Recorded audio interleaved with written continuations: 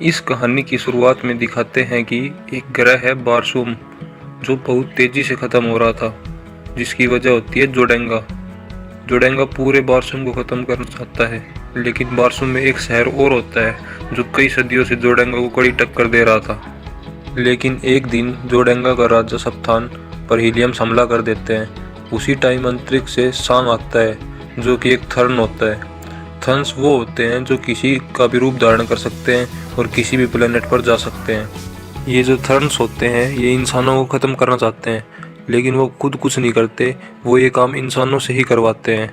और वो जोडेंगा के राजा सप्तान को एक जादुई यंत्र देकर जाते हैं, जिससे उसके सामने कोई भी शक्ति पूरे बारसूम पे टिक नहीं सकती। ये खुद को ईसस देवी का भगत मानते हैं। उसके बाद दिखाते हैं कि सन 1881 में न्यूयॉर्क शहर में एक आदमी होता है, जॉन कार्टर।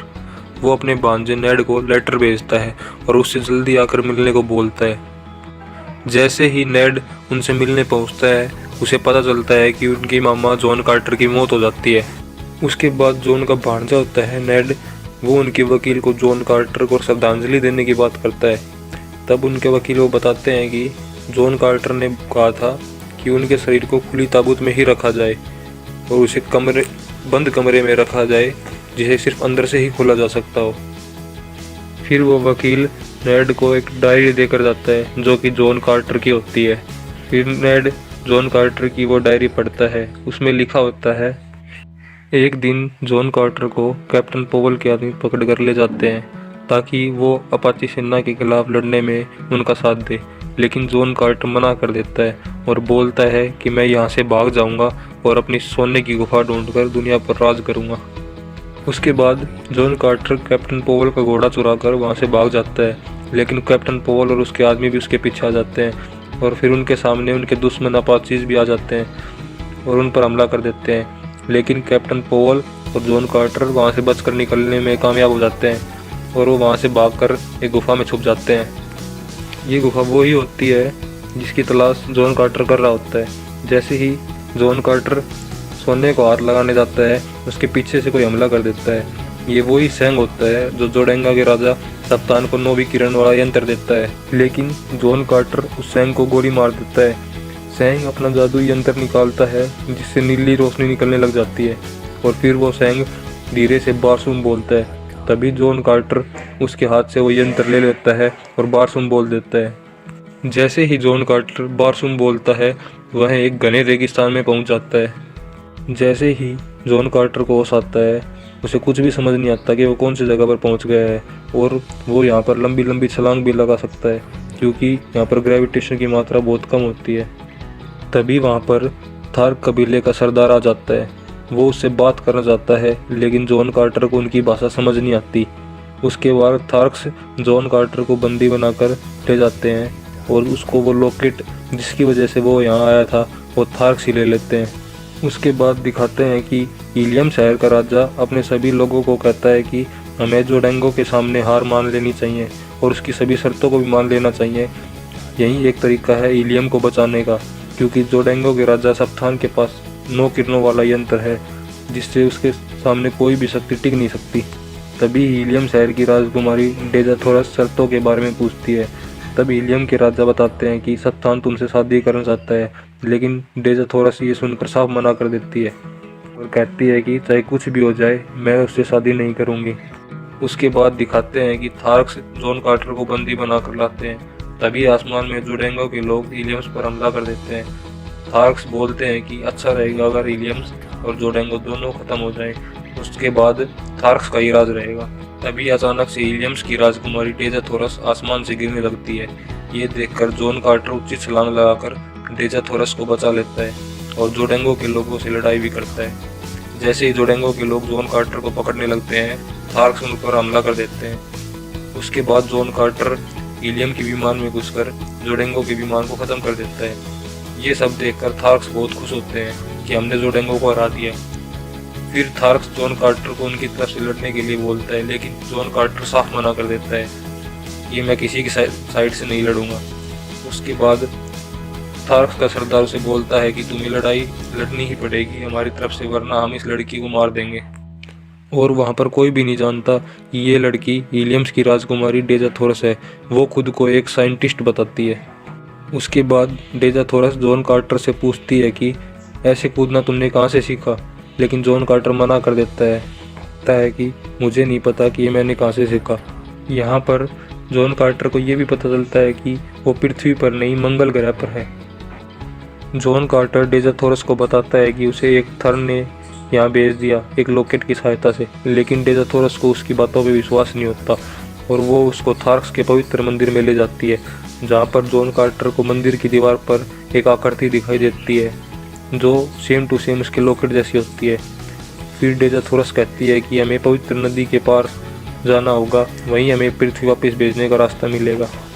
इतना कहते ही थार्क्स के लोग डेजा थोरस, जॉन कार्टर और 16 को बंदी बना लेते हैं उनके पवित्र मंदिर में जाने के जुर्म में। लेकिन ये सभी वहाँ से भाग जाते हैं और भागने में जॉन कार्टर की मदद थार्क्स का सरदार करता है और वो जॉन कार्टर को उसका लॉकेट भी दे देता है। उसके बाद वो सब इस नदी की तलाश में निकल जाते हैं और वहाँ जॉन को ये भी पता चल जाता है कि डेजा थोरस हीलियम की राजकुमारी है और वो जोडेंगो के राजा सप्तान से शादी नहीं करना चाहती, इसलिए वो घर से भागी थी। उसके बाद वो इस नदी के पार पहुंच जाते हैं। वहां जाकर डेजा थोरस को नौवीं किरण के बारे में पता चल जाता है, जिसकी शक्ति जोडेंगो के राजा सप्तान के पास होती है। और यहाँ पर राजकुमारी को ये भी पता चल जाता है कि थर्न्स भी होते हैं, जिसके बारे में उन्होंने सिर्फ कहानियों में ही सुना था। जॉन कार्टर वहाँ ज़मीन पर अपना लॉकेट रख देता है, जिसकी वजह से वहाँ और भी ज़्यादा नौवीं किरण आ जाती है और फिर उन्हें कुछ चित्र दिखाई देते हैं जिन्हें बोलने से जॉन कार्टर वापस पृथ्वी पर जा सकता था। लेकिन डेजा थोरस उन चित्रों को समझ नहीं पाती। वो बोलती है कि इन्हें किताबों के माध्यम से ही समझा जा सकता है। तभी थर्न्स थार्क्स को भड़काकर उन पर हमला कर देते हैं। जॉन कार्टर डेजा थोरस को वहाँ से भेज देता है और अकेले ही थार्क्स से लड़ने लग जाता है। उसके बाद वहाँ विलियम के लोग आ जाते हैं। वो डेजा थोरस को अपने साथ महल चलने के लिए बोलते हैं, लेकिन डेजा थोरस पहले जॉन कार्टर को बचाने के लिए कहती है। तब विलियम के लोग जॉन कार्टर को बचाकर और उसे बंदी बनाकर विलियम ले आते हैं। वहीं अब महल में जॉन कार्टर को डेजा थोरस अपने आदमी को भेजकर मिलने के लिए बुलाती है और जब जॉन कार्टर को यह पता चलता है कि राजकुमारी जोडेंगो के राजा सप्तान से शादी कर रही है, वह बहुत हैरान होता है। वो राजकुमारी से कहता है, तुम ऐसा क्यों कर रही हो? तब राजकुमारी कहती है, क्योंकि तुम हीलियम के लिए लड़ना नहीं चाहते हो और तुम्हें पृथ्वी पर वापस जाना है।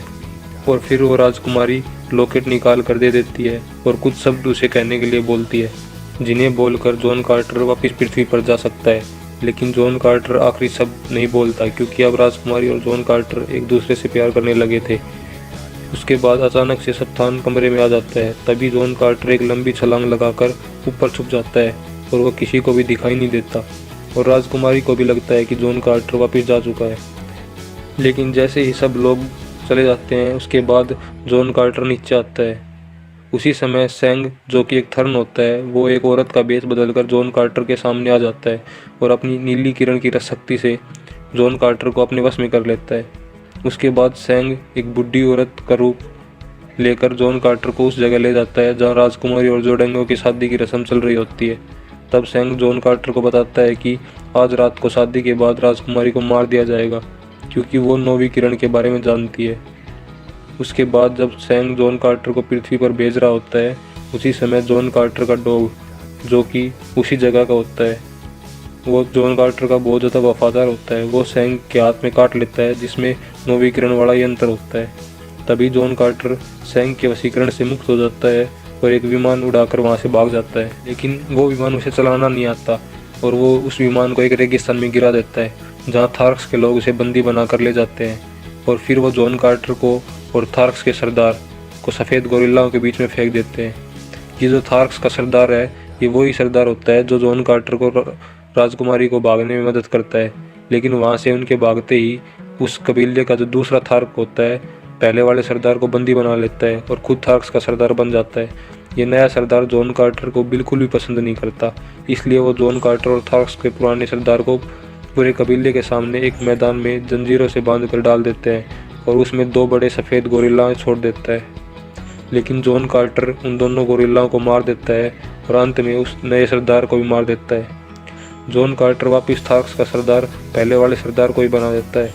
उसके बाद पूरा थार्क्स का कबीला जॉन कार्टर के साथ हो जाता है और वो उन सब लेकर वहाँ से पहुँच जाता है जहाँ राजकुमारी और जोडेंगो के राजा की शादी हो रही होती है। वहाँ जाकर जॉन कार्टर विलियम्स और थार्क्स के साथ मिलकर जोडेंगो को हरा देता है और फिर जॉन कार्टर और राजकुमारी की शादी हो जाती है। शादी की पहली रात को जैसे ही जॉन कार्टर खिड़की में आता है वहाँ पे सेंग आ जाता है और वो जॉन कार्टर की छाती पर हाथ रखकर कुछ शब्द बोलता है जिससे जॉन कार्टर वापस पृथ्वी पर पहुँच जाता है। और जब जॉन कार्टर वापस पृथ्वी पर पहुँचता है जब जॉन कार्टर को पृथ्वी पर होश आता है वो उसी गुफा में होता है जिसमें सोना ही सोना होता है जिसकी वो तलाश कर रहा था। उसके बाद अगले 10 सालों तक जॉन कार्टर उस गैजेट की तलाश करता है जिसकी वजह से वो वापस अपनी पत्नी के पास जा सके। उसका मानना था कि थर्न्स सिर्फ बारसूम पर नहीं सभी प्लैनेट्स पर रहते होंगे और 10 सालों की खोज के बाद वो गैजेट उसे मिल जाता है। ये सारी कहानी जॉन कार्टर का भांजा पढ़ रहा होता है और वो जॉन कार्टर की डायरी में ये भी पढ़ता है कि अब तो तुम मेरे मरने का कारण समझ गए होंगे और क्यों मैंने अपने शरीर को दफनाने से मना किया, क्यों मैंने अपने शरीर को सुरक्षित रखा, क्योंकि अगर मेरा शरीर यहाँ नष्ट कर दिया गया तो वह मंगल पर भी नष्ट हो जाएगा। और वो ये भी पढ़ता है कि जहाँ मेरा शरीर रखा गया है उस दरवाजे की चाबी तुम हो। जब तक तुम ये डायरी पढ़ रहे होंगे हो सकता है थर्न्स मेरे शरीर को नष्ट भी कर चुके हों। तभी वो भांजा उस तरफ भागता है जहाँ जॉन कार्टर का शरीर रखा होता है। वहाँ जाकर वो देखता है कि दरवाजे के ऊपर कुछ लेटर्स लिखे होते हैं। तब वो वहाँ पर अपने उस नाम के अल्फ़ाबेट्स प्रेस करता है जिस नाम से उसके मामा उसे बुलाते थे, नेड। नेड प्रेस करते ही दरवाज़ा खुल जाता है लेकिन तभी पीछे से कोई आ जाता है। वो कई सालों से जॉन कार्टर का पीछा कर रहा होता है। उसे लगता है कि जॉन कार्टर को वो गैजेट मिल गया है जिससे वो बारसूम पर वापस जा सकता है और वो यहाँ जॉन कार्टर के शरीर को नष्ट करने के लिए आ जाता है और वो पीछे से उस भांजे को मारने की कोशिश करता है लेकिन उसके मारने से पहले ही पीछे से गोली चलने की आवाज़ आती है जिससे वो थर्न मर जाता है। नेड जैसे ही पीछे मुड़कर देखता है तब जॉन कार्टर जिंदा होता है। उसके बाद जॉन कार्टर उस मरे हुए थर्न के पास जाता है और उसकी कोट की पॉकेट से वो गैजेट निकाल लेता है। दरअसल जॉन कार्टर को कभी ये गैजेट मिलता ही नहीं है। उसे शक रहता है कि कोई थर्न उस पर नज़र रख रहा है, इसलिए वह गैजेट मिलने की और मरने की झूठी कहानी बनाता है ताकि थर्न उसके शरीर को नष्ट करने के लिए आए और वो उससे वो गैजेट ले ले। बाद जॉन कार्टर को वो गैजेट मिल जाता है और वो उस गैजेट की मदद से वापस मंगल ग्रह पर अपनी पत्नी डेज़थोरस के पास चला जाता है।